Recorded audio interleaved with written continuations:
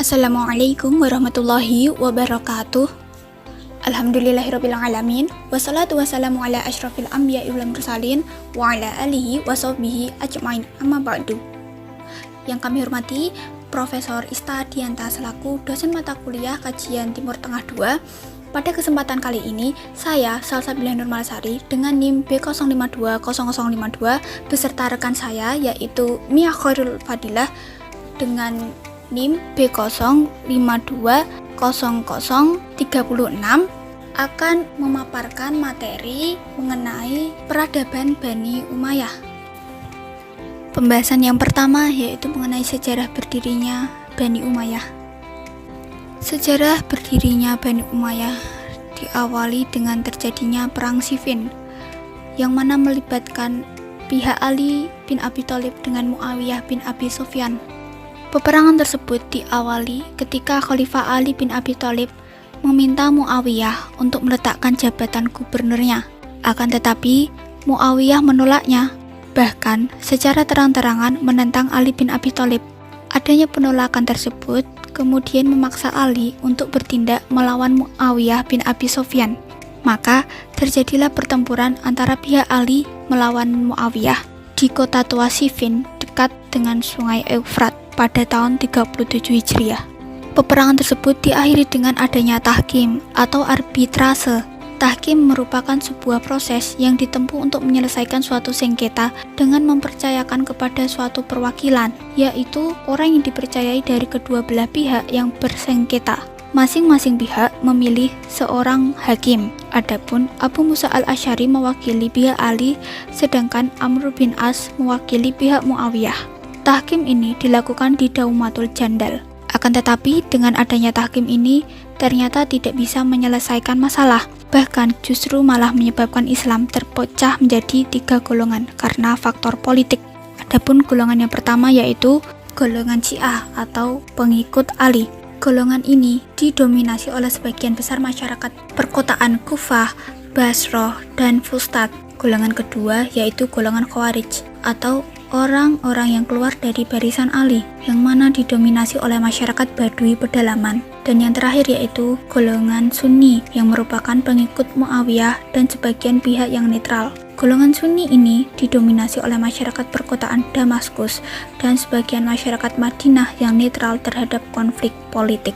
Adanya perpecahan tersebut akhirnya mengakibatkan nyawa Ali bin Abi Thalib melayang di tangan Ibn Muljam, yaitu seorang ekstremis Khawarij pada tanggal 17 Ramadan 40 Hijriah atau 661 Masehi. Setelah Ali bin Abi Thalib wafat, estafet kekhalifahan Islam digantikan oleh putranya, yaitu Hasan bin Ali bin Abi Thalib. Akan tetapi pada tahun 661 Masehi, Hasan mengundurkan diri dari kekhalifahan, dan hal itulah yang menyebabkan khilafah kaum muslimin dipegang oleh Muawiyah. Dengan demikian, maka berdirilah Bani Umayyah dengan memindahkan ibu kota kerajaan dari Madinah ke Damaskus di Syam. Pembahasan berikutnya yaitu mengenai kemajuan peradaban pada masa Umayyah. Perkembangan peradaban Islam pada masa dinasti Umayyah sejatinya sangat dipengaruhi oleh pondasi dan pilar-pilar peradaban yang sudah dibangun pada masa Rasulullah SAW dan masa Khulafaur Rasyidin. Pada masa ini lahirlah generasi Rabbani atau generasi yang mendasarkan cara pandang dan jalan hidup yang berorientasi pada ajaran Islam, yang mana hal ini tentunya berdampak besar bagi lahirnya tradisi mempelajari dan mengamalkan ilmu atau disebut dengan tradisi ilmu. Selain mewarisi tradisi ilmu, kaum muslimin juga merasakan kondisi yang baru di masa pemerintahan dinasti Umayyah, yaitu dengan semakin banyaknya pusat-pusat peradaban lama yang berhasil ditaklukkan. Sebagai contoh seperti peradaban Yunani Romawi, Persia, Mesir, dan India. Hal ini tentunya mendorong intensnya interaksi antara umat Islam dengan kebudayaan masyarakat dari negeri-negeri yang menjadi pusat peradaban tersebut. Oleh karena itu, di dalam sejarahnya, Kondisi ini berdampak pada perkembangan di era Umayyah yang menonjol dalam 3 hal.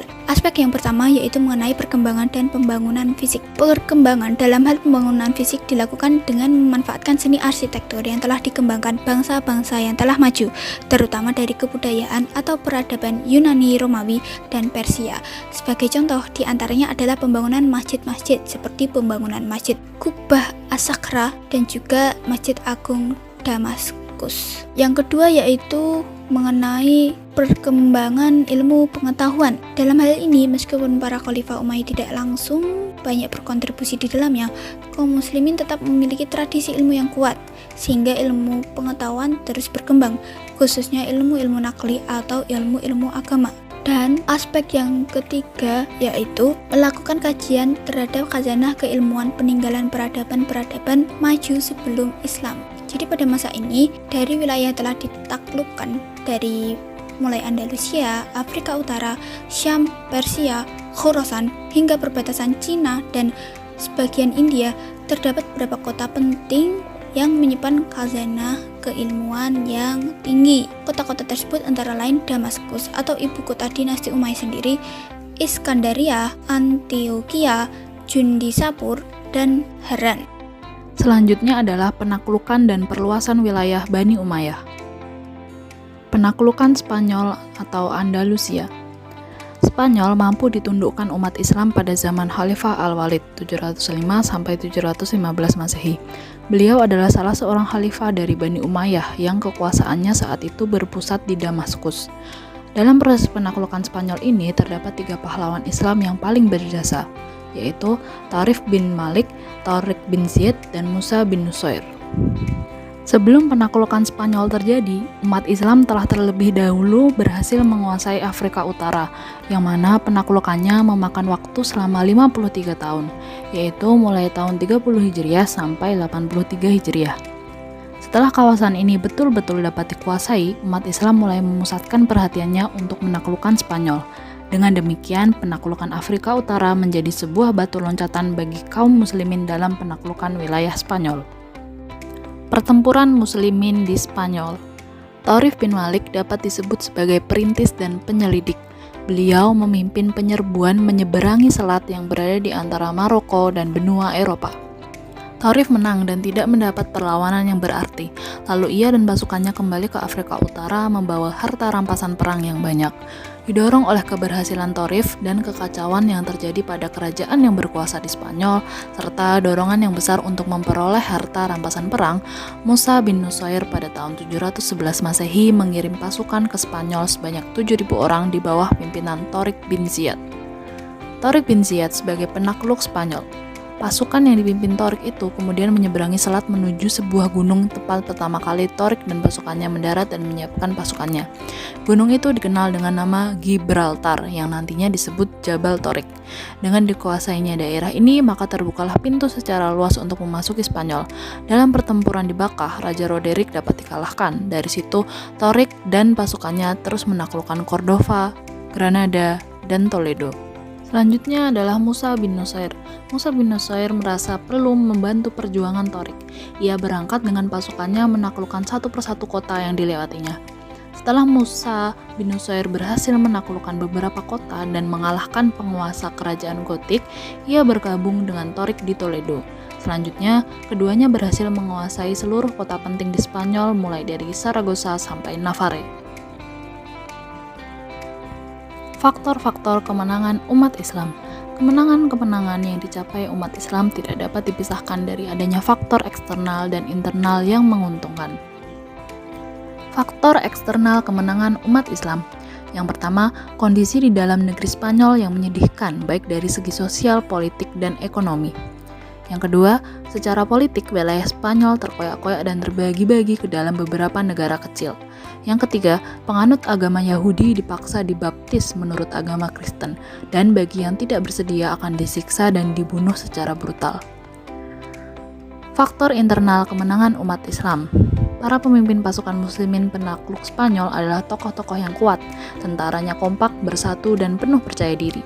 Para tentara Islam memiliki rasa toleransi, persaudaraan, dan tolong-menolong yang tinggi. Sikap tentara Islam inilah yang menyebabkan penduduk Spanyol menyambut kehadiran Islam di sana. Materi yang terakhir yaitu mengenai penyebab melemahnya dan hancurnya Bani Umayyah. Ada beberapa faktor yang menyebabkan Bani Umayyah melemah. Faktor-faktor tersebut terdiri dari yang pertama yaitu sistem pergantian khalifah melalui garis keturunan merupakan sesuatu yang baru atau bid'ah bagi tradisi Islam yang lebih menekankan aspek senioritas. Pergantian khalifah ini pengaturannya tidaklah jelas sehingga menyebabkan terjadinya persaingan yang tidak sehat di kalangan anggota keluarga istana. Yang kedua yaitu latar belakang terbentuknya Bani Umayyah tidak bisa dipisahkan dari konflik-konflik politik yang terjadi pada masa Ali. Sisa-sisa Syiah dan Khawarij terus menjadi gerakan oposisi, baik secara terbuka seperti pada masa awal dan akhir maupun secara tersembunyi seperti pada masa pertengahan kekuasaan Bani Umayyah. Penumpasan terhadap gerakan-gerakan ini banyak menyedot kekuatan pemerintah. Yang ketiga, pada masa kekuasaan Bani Umayyah, pertentangan etnis antara suku Arabia Utara yaitu Bani Qais dan Arabia Selatan yaitu Bani Kalb yang sudah ada sejak zaman sebelum Islam semakin meruncing. Perselisihan ini mengakibatkan para penguasa Bani Umayyah mendapat kesulitan untuk menggalang persatuan dan kesatuan. Di samping itu, sebagian besar golongan Mawali atau non-Arab, terutama di bagian Irak dan di wilayah bagian timur lainnya, merasa tidak puas karena status Mawali itu menggambarkan suatu inferioritas, ditambah dengan keangkuhan bangsa Arab yang diperlihatkan pada masa Bani Umayyah. Yang keempat, lemahnya pemerintah daulat Bani Umayyah juga disebabkan oleh sikap hidup mewah di lingkungan istana, sehingga anak-anak khalifah tidak sanggup memikul beban berat kenegaraan tatkala mereka mewarisi kekuasaan. Di samping itu juga, para ulama banyak yang kecewa karena perhatian penguasa terhadap perkembangan agama sangatlah kurang. Dan penyebab yang terakhir yaitu munculnya kekuatan baru yang dipelopori oleh keturunan Al-Abbas. Gerakan ini mendapat dukungan penuh dari Bani Hashim dan kaum Mawali yang merasa dikelas duakan oleh pemerintahan Bani Umayyah. Sekian penjelasan materi dari kami. Apabila ada kesalahan kata, mohon dimaafkan. Billahi taufik wal hidayah. Nun wal qalami wa ma yasturun. Wassalamualaikum warahmatullahi wabarakatuh.